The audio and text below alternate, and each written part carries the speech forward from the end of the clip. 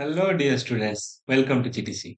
In this video, we are going to discuss about detailed explanation of MCQ that has been asked in Gpat 2023 under other subjects. So each and everything will be discussed in detail. What are the questions that has been asked in Gpat 2023 simple. Let's see what is the first question. So the first question was the carbohydrate and in carbohydrate hydrogen and oxygen ratio. So when in the very beginning I told you the what is the general formula for carbohydrate, CnH2nOn.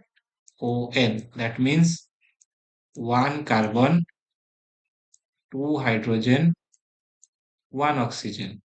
So the question is hydrogen to oxygen ratio.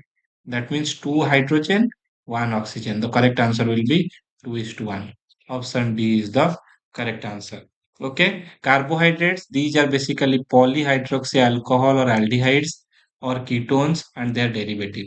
Either they are aldose, okay, either they are aldose or they are ketose. Aldose means they have having aldehyde functional group. Ketose means they have ketone functional group. Okay, so these are the general formula of carbohydrate is CnH2n.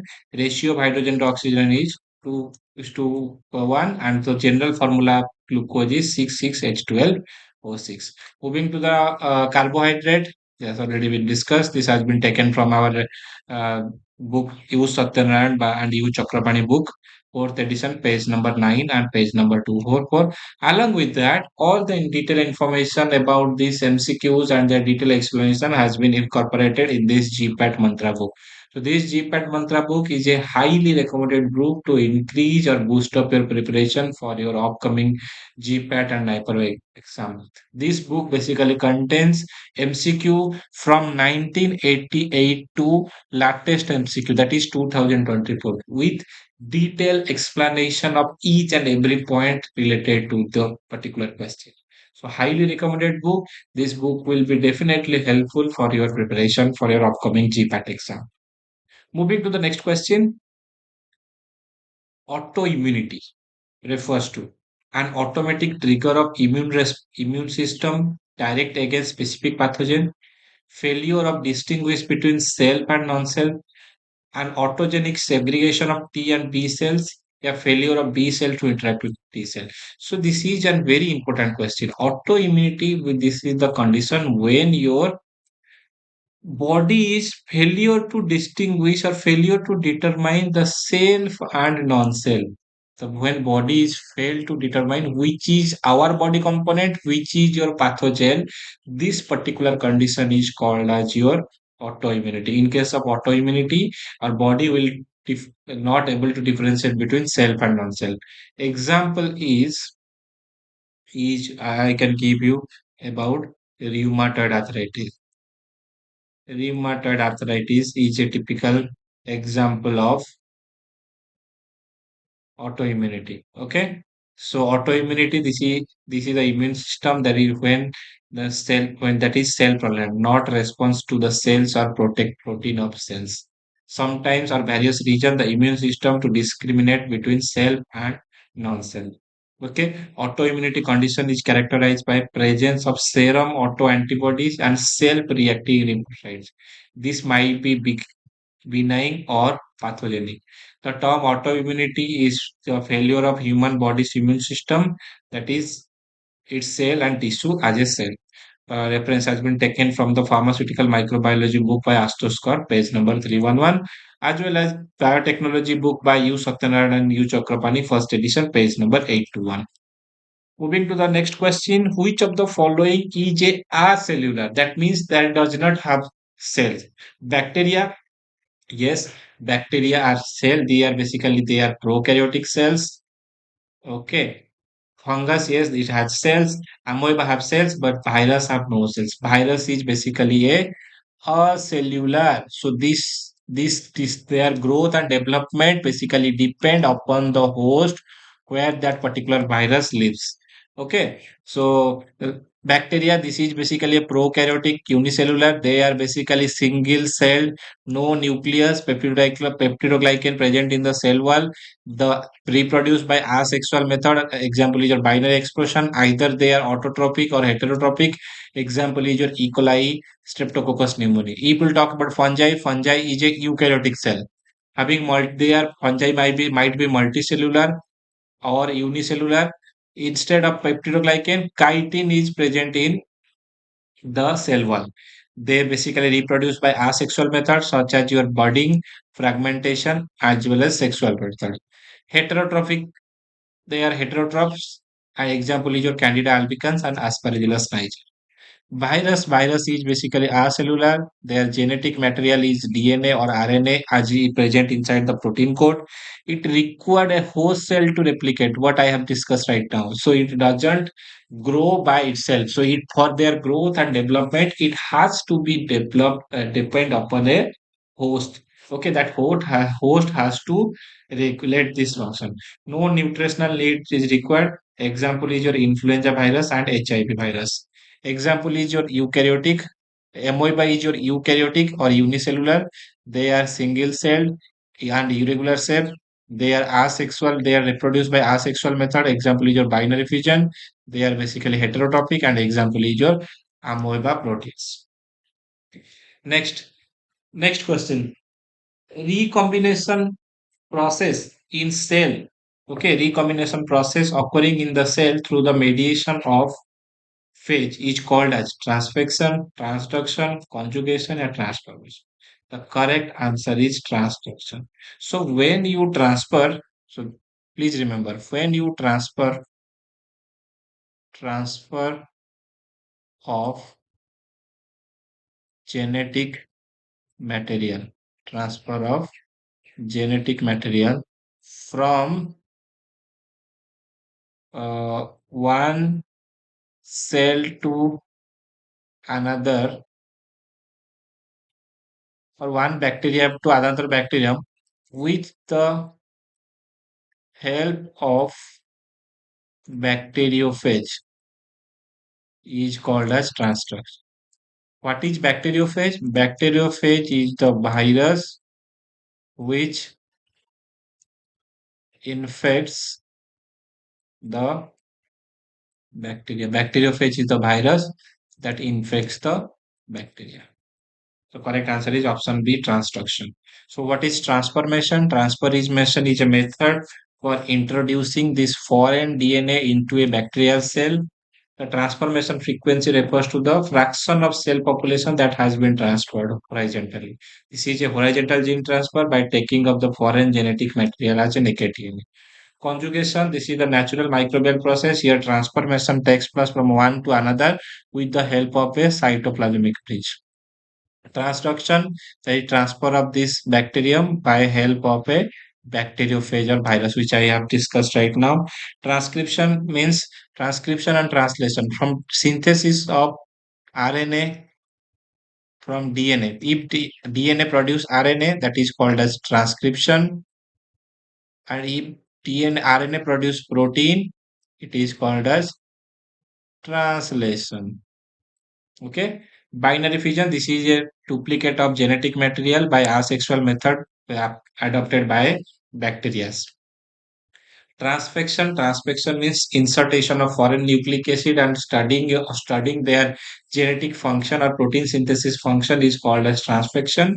Okay, so all this information has been taken from biochemistry, biotechnology book by U. Satyanarayan and U. Chakrapani, first edition, page number 39, 87, 89, and pharmaceutical microbiology by N.K. Jain, third edition, page number 96. You can go and check the reference. Cheek test is used to determine the susceptibility towards measles, diphtheria, polio, or typhoid. So remember, cheek test is associated with diphtheria. Okay, so let's see. So cheek test is determination of susceptibility of diphtheria. Dick test is determination of susceptibility of scald fever. Tuberculin test for the tubercular bacillus. Skull skeleton test is for diagnosis of scald fever. Frey test for determination of positive organism of lymphogranuloma venerum. Brucella gene test for the detection of brucella. ELISA for AIDS, time test for the tuberculin test for the detection of tuberculosis, CAN test for syphilis, Lepromin test for detection of leprosy, Widal test for the typhoid, Montectu test for the tuberculosis, Ehrlich test for the diphtheria bacilli, Wassermann test for detection of syphilis. Okay, this has been reference has been taken from Pharmaceutical Microbiology book by N.K. Jain, third edition, page number 281. All this detailed explanation has been incorporated in our Gpat mantra book. This is highly recommended book by the rankers who have qualified the GPAT with good rank. You can ask them what which book they have preferred for their preparation. They are definitely recommended this book. Moving to the next question, absorption of vitamin B12. Absorption of vitamin B12 is facilitated by hydrogel, glycoprotein, lipoprotein, or mucoprotein. Please remember the absorption of vitamin B12 in where it will absorb from the intestine. So we can write like this: vitamin B12 absorption from the intestinal tissue or intestine by glycoprotein. By glycoprotein. So glycoprotein basically helps for these purposes. Okay. So glycoprotein, several proteins are covalently bound to the carbohydrate, which are referred as when proteins binds to the carbohydrate. That is called as glycoprotein. Carbohydrate content of protein varies from 1 to 90% by the weight. The carbohydrate found in glycoprotein includes mannose, galactose, N-acetyl glucosamine, N-acetyl galactosamine, glycose, xylose, L-fucose, N-acetyl neuramic acid. Okay, this is important for sialic acid. Next is glycoprotein and their function. Collagen. Collagen has function as a structure of this structural function. Hydrolase, protease, glycosidase act as enzymes. Ceruloplasmin act as further involved further transportation. Immunoglobulin helps in defense against infection. Uh, your synovial glycoprotein helps in lubricating function. Thyroprotein or erythroprotein involved in hormonal function. Blood group substances involved as a antigen. Fibronectin and laminin act as a cell recognition and adhesion. Vitamin B12 absorption mediated by intrinsic factors that act as a absorption of vitamin B12. And fibrogen, this is involved in blood coagulation. Okay. So these are some detailed information you have which you have to remember.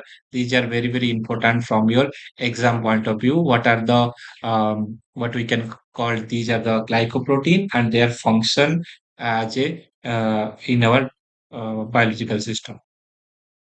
Next question, enzyme asparaginase. So first thing is remember asparaginase or L-asparaginase.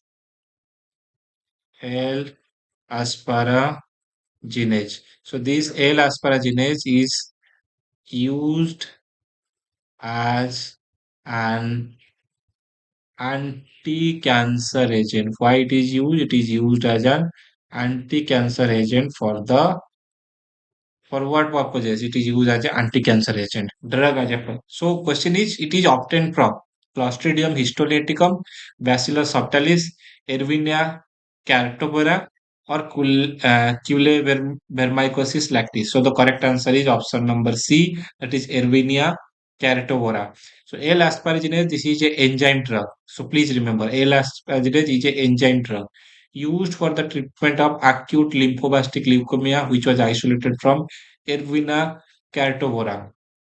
It works by breaking down asparagine and amino acid that is essential for the growth of cancer cells. The effect of different carbon and nitrogen sources of the fermentative production of the enzyme were studied. Lactose, monosodium glutamate, corn strip, liquor, tryptophan, and yeast extract show significant stimulation of the production. Okay, this reference has been taken from Gpat Mantra book. Next question is in 1798, Edward Jenner published his work on vaccination, prescription writing. Isolation of morphine, yeah, isolation of protein. So Edward Jenner is associated with vaccination. So he developed the smallpox vaccine, which is the first vaccine to be developed. Okay. So what is vaccination? So vaccination basically this is a phenomenon. Okay, vaccination is a phenomenon of preventive immunization. In the modern concept, vaccination involves administration or injection oral of an antigen elect the antibody response. Okay, so in 1786, Mueller first produced the classification of the bacteria. Edward Jenner associated with creation of first vaccine, that is your cowpox vaccine against smallpox. 1806, Friedrich Wilhelm Adams Krettler isolated the morphine from opium, and uh, Pierre J. Robichaud isolated the codeine from opium. Pasture was associated with lactic acid fermentation due to microorganism. Pasture also saw microorganisms do not arise from the spontaneous generation. D. Berry demonstrated that fungus, that is Phytophthora infestans, was responsible for the causing potato blight. 1882, Robert Koch discovered Mycobacterium tuberculosis. Paul Ehrlich is considered as the father of modern chemotherapy to treat syphilis. Okay, so moving to the next question. Modified Lowry procedure is used to characterize. Modified Lowry procedure is used to characterize protein content in a allergen product, protein profile in allergen product, potency of an allergen product, storage condition of allergen product. So first method, Lowry method, is associated with protein detection or measurement of protein concentration. So that's why option C and option D will not be answered. So option A or option B will be the correct answer. So basically it measure the protein content. Okay, protein content. So option A is the correct answer. So Lowry protein assay, this includes a modified version. It's widely used for biochemical test for determining total protein concentration in a sample. It is based on the reaction of protein with a reagent called Folin reagent, leading to the color change that can be measured by spectrophotometrically. This method is sensitive and suitable for quantifying protein content in various samples, which including allergen products, which is crucial for standardizing, assessing their protein content for research and clinical purposes. Okay, so moving to the next question. Penicillin. So match list one with list two. Penicillin, protein, streptomycin, amino acid, single cell protein, ion exchange chromatography recovery, primary metabolite, and phenyl acetic acid precursor. So penicillin is basically a phenyl acidic precursor. The correct one option answer is S. Pre, uh, Protupin is basically is a single cell protein. Streptomycin is basically ion isolated by or recovered by ion exchange chromatography. Amino acids are basically your primary metabolite. Option B is the correct answer. Penicillin, there is two method for selecting penicillin over producer were developed based on the hypothesis that Penicillium chrysogenum mutant resistance to high constituent of phenylacetic acid as at the precursor. Next is protein. The protein was the first single cell protein present in animal feed. It was made from methylophilus methotropius bacteria and methanols in 1970. It had 72% protein content. Next is streptomycin. Streptomycin, this is recovered by an ion exchange chromatography. Amino acid, vitamin, organic acid, and some of the are the considered as the primary metabolite produced industrially. Okay, alcohol is the major primary metabolite produced on large scale inside the industry. Okay, next question. Which is the primary source of information for doctor prescribing behavior? Competitor, wholesaler, fellow doctor, or retailer? The correct answer is fellow doctor. So, what is competitor? Who is competitor? Competitor do not directly influence the doctor prescribing behavior. Wholesaler primarily supply drug, do not provide prescribing behavior. However, the fellow doctor often they rely on advice of fellow doctor for prescribing decision. Okay. What is retailer? Retailer may provide the drug availability information but not the clinical guideline. Last question of this today's session. The good management principle. The good management principle revolves around the three R. Okay. The good management principle revolving around three are these are includes rotation, uh, rotation responsibility, reward recognition responsibility, research recreation responsibility, yeah, reverse engineering research and responsibility. Here, the correct answer is option B, reward recognition responsibility. In management, three R is there. One is your reward, recognition, and responsibility. These are the key principle for motivating employee to driven the organization process. Rewards refers to providing a compensation or incentive for good performance. Recognition involve acknowledging or appreciating an employee for the achievement, and responsibility for the giving correct responsibility to employee and trusting them to fulfill their duties. So this has been taken from the book Management book by Leading and Collaborating in the Competitive World by Thomas S. Batte and Scott A. Snell, page number 370. That's all for today.